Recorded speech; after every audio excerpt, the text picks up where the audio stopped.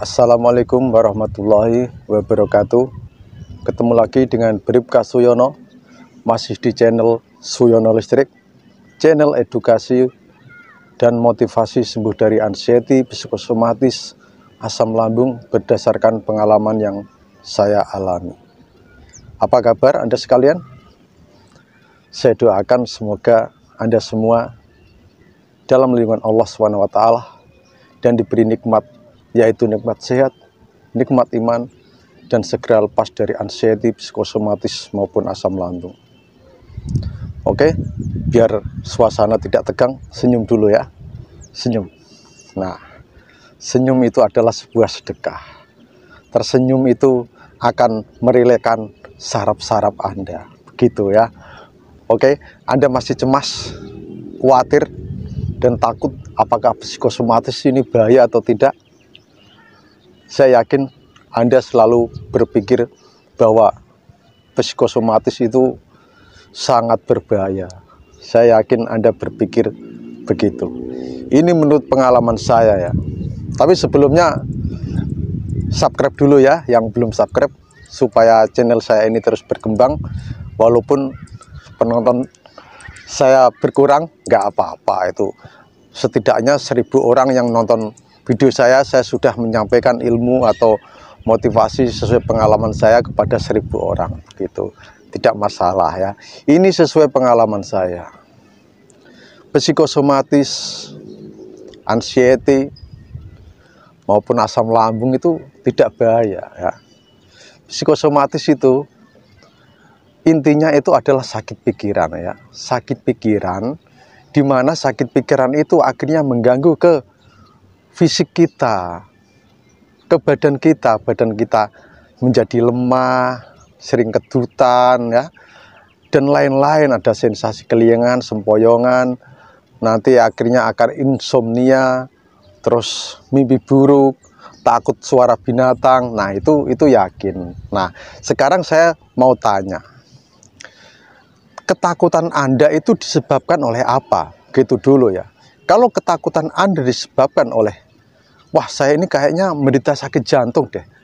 Wah kayaknya ini saya menderita sakit apa deh begitu. Atau hipokondria ya, istilahnya hipokondria. Takut akan kena suatu penyakit tetapi sebenarnya tidak mengalami itu. Nah kalau ada mengalami yang namanya hipokondria dan menebak-nebak sendiri, akhirnya itu akan menjadi kecemasan sendiri. Anda merasa cemas sendiri karena apa? Anda sudah memvonis diri Anda sendiri tanpa membuktikan secara medis gitu ya. Nah setelah kecemasan itu berlangsung ya, wah jangan-jangan saya ini sakit jantung, jangan-jangan saya ini sakit tumor, jangan-jangan ini saya, dan jangan-jangan. Nah disitulah akhirnya kecemasan Anda klimaknya akan mengganggu ke fisik Anda. Psikis Anda sudah terganggu karena Anda sering cemas, sering memikirkan sesuatu yang belum tentu Anda alami. Ya akhirnya mengganggu ke fisik Anda. Fisik Anda menjadi lemah, kerja jantung juga kadang sering berdebar dengan kencang, terus napas pendek. Ya, orang cemas, takut, orang normal pun itu denyut jantungnya pasti akan berdetak dengan kencang, napasnya juga akan pendek. Itu orang normal ya. Apalagi kalau Anda saat ini menderita psikosomatis gitu. Jadi ketakutan akan suatu penyakit itu harus Anda buktikan ya, supaya Anda tidak bertanya-tanya, supaya Anda tidak jangan-jangan, jangan-jangan, dan jangan-jangan gitu ya. Anda harus buktikan itu dulu. Dan saya yakin setelah Anda membuktikan secara medis ya, saya yakin ini kalau Anda benar-benar menderita psikosomatis ya, itu Anda itu sehat-sehat saja, fisik Anda itu sehat, cuma psikis Anda yang kurang sehat ya. Bukannya tidak sehat, kurang sehat, akhirnya mengganggu keperasaan dan jiwa Anda itu berdampak, akhirnya terjadi keguncangan di jiwa Anda gitu. Oke, Cemas itu wajar ya, khawatir wajar, karena manusia normal itu pasti punya kecemasan, punya ketakutan, wajar sekali ya.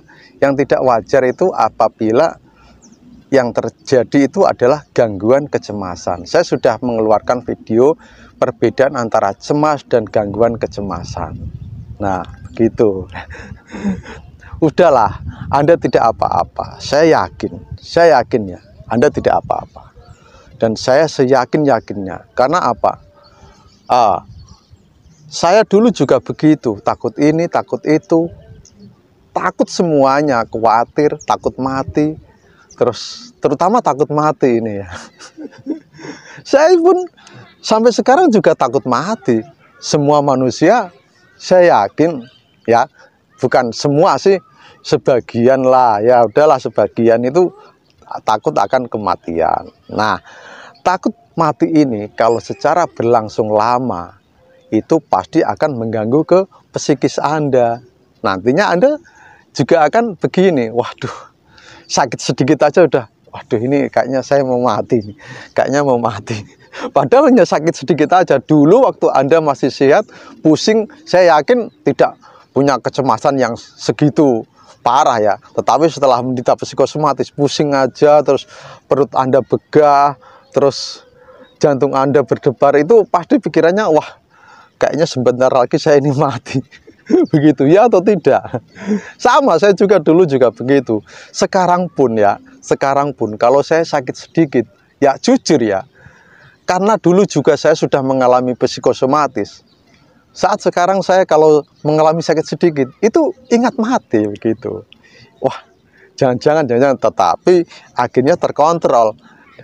Harus tahu ilmunya. Jadi begini, mati itu tidak perlu tua, tidak perlu sakit. Saya balikan aja ke situ. Orang sehat pun kadang juga tiba-tiba meninggal, mungkin kecelakaan atau yang lain gitu dan sebagainya ya. Dengan takut mati, dengan ingat mati, kita itu pasti memperbanyak ibadah dan amal-amal yang soleh begitu.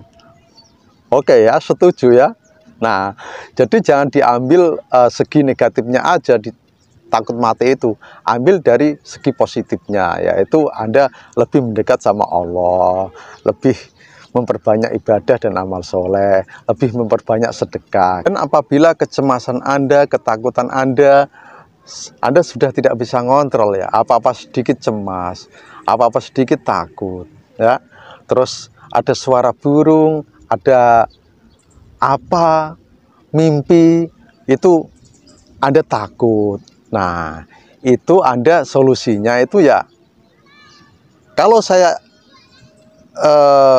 menyarankan Anda untuk pendekatan agama, pasti Anda bosan. Karena pasti saya solusinya adalah istighfar, zikir, meditasi ya, selain ada olah nafasnya. Saya yakin Anda pasti bosan. Wah, bosan saya pasti kok. Olah nafas, meditasi, istighfar, zikir. Oke lah kalau Anda bosan dengan itu. Semoga aja tidak bosan ya, karena dengan istighfar, zikir, Anda itu nanti pemikirannya, otak ini tiap hari dihiasi dengan asma Allah. Walaupun dengan zikir, meditasi dan sebagainya itu tidak serta-merta sakit Anda langsung sembuh, itu tidak. Karena sakit pikiran itu yang ditata harus pikiran dulu ya. Pikiran dulu. Kalau pikiran kita sudah tertuju sama Allah, hati kita sudah hanya Allah, ya sudah, pasti nanti yang lain itu akan mengikuti begitu. Oke. Terus ini saya ingatkan ya. Kalau Anda itu menderita gangguan kecemasan, apa-apa sedikit cemas, terus takut, ya ini tantangan dari saya. Anda jangan googling atau searching gejala-gejala penyakit gitu ya, nggak boleh. Hukumnya itu tidak boleh. Kalau Anda saat ini mengalami psikosomatis, kalau orang sehat sih nggak apa-apa untuk pengetahuan, tetapi orang yang menderita psikosomatis membaca aja itu bisa menjadi sugesti. Wah, jangan-jangan saya sakit itu, wah jangan-jangan sakit ini. Akhirnya Anda memvonis sakit Anda. Nah, itulah menambah kecemasan Anda gitu. Terus Kalau menurut saya, terserah kalau Anda ya. Kalau menurut saya nggak mau grup yang namanya grup anxiety psikosomatis. Ya ada untungnya sih, ada untungnya. Kalau Anda membuat grup khusus psikosomatis, untungnya itu Anda merasa tidak sendirian. Oh, ternyata banyak. Tetapi kerugiannya di sini adalah yang Anda dapatkan hanyalah keluhan-keluhan dari anggota grup. Saya kok alami gini ya, gini ya, gini ya, gini ya, begitu. Tapi itu terserah Anda mau bikin grup itu ya nggak apa-apa. Tetapi ini adalah saran dari saya. Boleh Anda abaikan ya, boleh Anda abaikan. Kesimpulannya di sini adalah asam lambung, psikosomatis, anxiety yang Anda derita itu tidak berbahaya. Kenapa saya bilang begini? Karena saya mengalami ya. Karena saya 2 tahun lebih mengalami. Sebenarnya saya itu mengalami psikosomatis itu sudah lama. Mungkin sudah berapa tahun yang lalu itu ya. Gejala-gejalanya sudah ada, tetapi saya nggak tahu itu psikosomatis itu apa, saya nggak tahu. Ya itulah kesalahan saya gitu. Jadi nggak ada edukasi tersendiri. Anda beruntung sekarang bisa menemukan channel-channel anxiety psikosomatis dari orang-orang yang pernah mengalami itu. Jadi Anda beruntung, oh ternyata begini ya, nggak berbahaya, tidak berbahaya. Yang bahaya itu adalah respon otak kita, pikiran dari kita sendiri itu yang bahaya. Anxiety, asam lambung, psikosomatis. Mula-mula itu asam lambung ya, saya yakin pertama itu mungkin dari asam lambung. Asam lambung itu akan menimbulkan kecemasan dan itu berlangsung lama. Akhirnya timbullah gejala-gejala kecemasan ya, gejala-gejala gangguan kecemasan yang berlebihan yaitu anxiety disorder. Dan itu kalau sudah berlangsung lama ya, kecemasan itu berlangsung lama, mengganggu psikis Anda, nanti akan menjadi yaitu gejala-gejala psikosomatis yang lain akan muncul, sensasi-sensasi yang lain akan mengikuti begitu. Jadi stop ya. Stop memikir yang tidak-tidak, karena yang berbahaya adalah respon otak kita. Pikiran kita sendiri yang membuat bahaya itu. Anda susah, siapa yang bikin? Pikiran kan? Nah, Anda memikirkan yang susah-susah, itu yang memikirkan otak.